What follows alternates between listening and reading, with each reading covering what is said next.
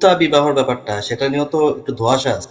মুতা বিবাহ তো হালাল করা হয়েছিল পরে মোহাম্মদ আওতাসের যুদ্ধে বা হুনাইনের যুদ্ধের সময় বলা হয় কিছু সময়ের জন্য সে এটা কিন্তু অনুমতি দিছিল।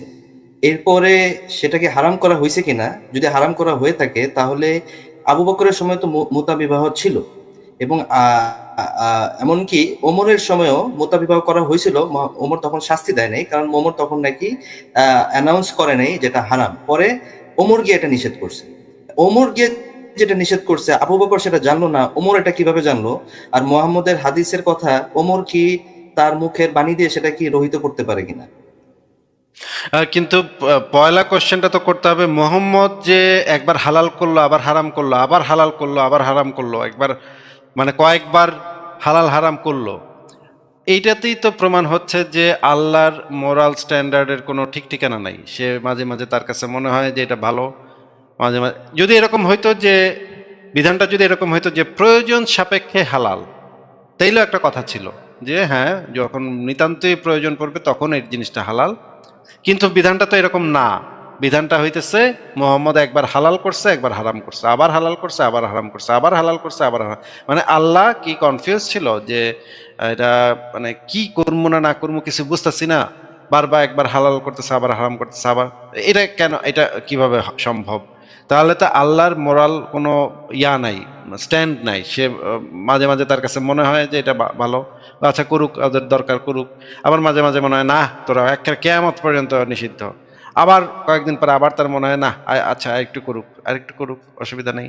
আবার কয়েকদিন পর আবার তার মনে হয় না, কেয়ামত পর্যন্ত নিষিদ্ধ। এটা তো আর কোনো মোরাল স্ট্যান্ডার্ড হইতে পারে না। এটা তো মানে এটা তো একটা মানে সাবজেক্টিভ ওপিনিয়ন হইতে পারে, এটা তো কোনো মোরাল স্ট্যান্ডার্ডের ভিতরে পড়ে না। ২ নম্বর বিষয় হচ্ছে যে মোহাম্মদ যে শেষ সময়ে শেষবার কি করছিল সেটার তো কোনো হদিস নাই, সেটার তো কোনো রেফারেন্স নাই যে শেষে গিয়া মোহাম্মদ কি করছিল। এবং কোরআনের আয়াতেও তো সূরা নিসার ২৪ নম্বর আয়াতেও তো এই যে ভোগের বিবাহ এই শব্দটা দেয়া আছে এখানে, সেখানে তো স্পষ্ট করে বলা আছে যে ভোগের জন্য, উপভোগের জন্য। এখন সেই আয়াতের যারা তাফসির করছে, সবচেয়ে বড় তাফসির কারক হচ্ছে ইবনে আব্বাস। ইবনে আব্বাস তো এই মুতাবিবাহের পক্ষে ছিল, দীর্ঘদিন সে মুতাবিবাহের পক্ষে ছিল। পরে শেষে গিয়া যখন দেখছে সব সাহাবীরা মুতাবিবাহের বিরুদ্ধে, সে একলা, সে এবং আরো ২-৪ জন মিলা মুতাবিবাহের পক্ষে ছিল, তখন গিয়ে সে তার মত পাল্টাইছে। কিন্তু সে তো আহ, শেষ পর্যন্ত অনেক দিন পর্যন্ত মুতাবিবাহের পক্ষে কথাবার্তা বলছে। এবং আরেকজন ব্যক্তি যে আহমদ ইবনে হাম্বলের এসেও এই জিনিসটা পাওয়া যায় যে মুতাবিবাহ প্রয়োজন সাপেক্ষে করা যাবে। এবং আহ, এবং এই যে ওমরের সময় যে এই জিনিসটা নিষিদ্ধ হইলো, ওমর তো অনেকগুলা কাজ করছে। ওমরের পুরা আহ, ঘটনা বলে যদি আমরা অ্যানালাইসিস করি, দেখা যায় যে ওমর অনেকবার আয়াত পাল্টায় ফেলাইছে। একবার মোহাম্মদ বলতেছিল যে মেয়েদের, তোমাদের স্ত্রীদেরকে তোমরা মারপিট করো না। ওমর আইসা মানে মোহাম্মদের একটা ধমক দিছে, এই বেটা, মানে মারুম না মানে, আমার বিবিরে মারুম না মানে, আরে বিবিরা তো বেয়াদবি করে, এটা তো মারতেই তো হইব। তখন মোহাম্মদ আবার পাল্টা ফেলাইছে, তার সিদ্ধান্ত আবার চেঞ্জ করে ফেলাইছে। এরকম ৫-৬ জায়গাতে মোহাম্মদ তার সিদ্ধান্ত চেঞ্জ করছে ওমরের গুতাগুতিতে।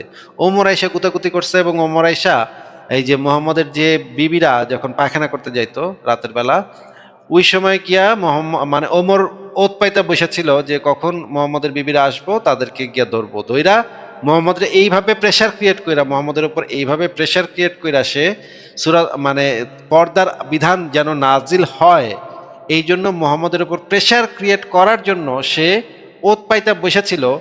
মোহাম্মদের বিবিরা কখন রাতের বেলা পায়খানা করতে যাবে, সেখানে গিয়ে তাদেরকে বিরক্ত কইরা মুহাম্মদের উপর একটা প্রেশার সে ক্রিয়েট করবে।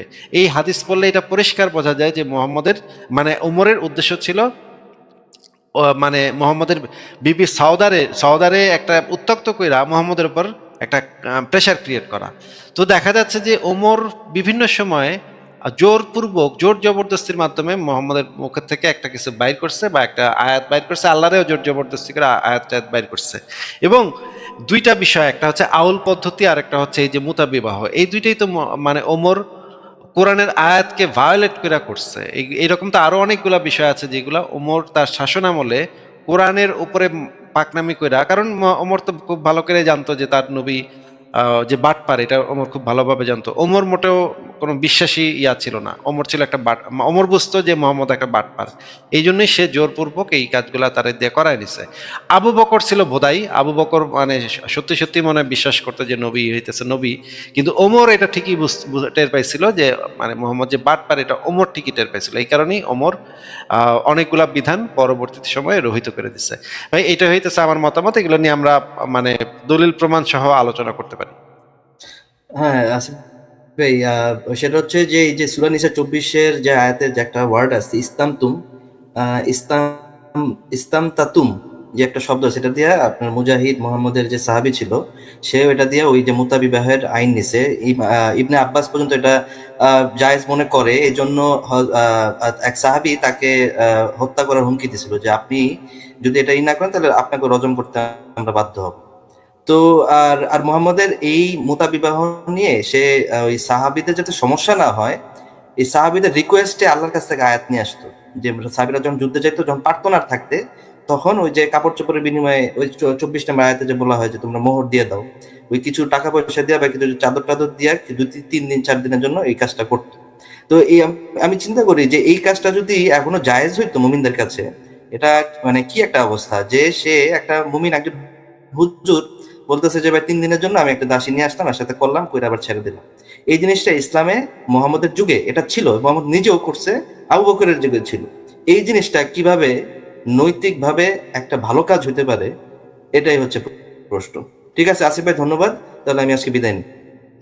ঠিক আছে বেসিয়া ভাই, তাহলে ভালো থাকেন আপনি, তাহলে বিদায় নিতে পারেন।